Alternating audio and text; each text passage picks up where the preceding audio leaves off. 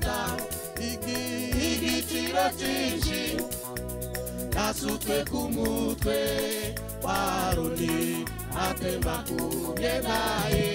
Erega ni byiza iby'igikundiro w'abavandimwe baturana bahuje mbese nk'amavuta igiciro cyinshi yasutswe ku mutwe wa Aroni atemba ku myenda ye.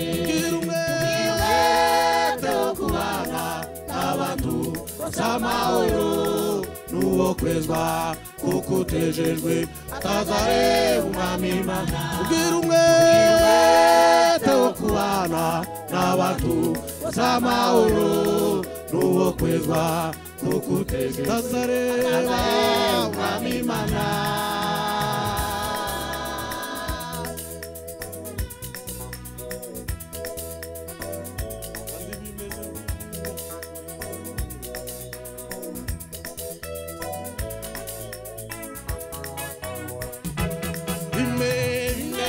Kibe okuriye Ramoni imanukira umusozi Siyoni. Aho niho Uwiteka yategekeye umugisha ariwo ubugingo bw'iteka.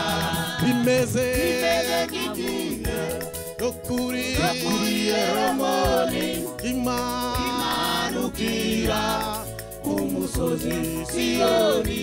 Aho niho Uwiteka yategekeye umugisha ariwo ubugingo bw'iteka. Ugira umwete wo kubana n'abantu b'amahoro n'uwo kwezwa nuko utejejwe atazareba umwami Imana. Ugira umwete wo kubana n'abantu b'amahoro n'uwo kwezwa kuko utejejwe atazareba umwami Imana.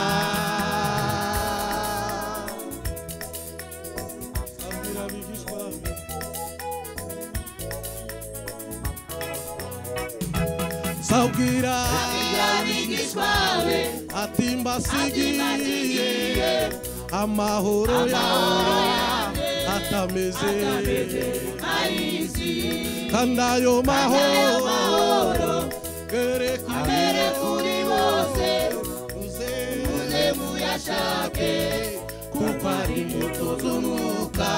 Sabwira abigishwa be ati mbasigiye amahoro yawe atameze kandi ayo mahoro gere kuri bose uze muyashake kuko ari imbuto z'umwuka. Ugira umwete wo kubana n'abantu b'amahoro n'uwo kwezwa utejejwe atazareba umwami Imana. Ugira umwete wo kubana n'abantu b'amahoro n'uwo kwezwa utejejwe atazareba umwami Imana.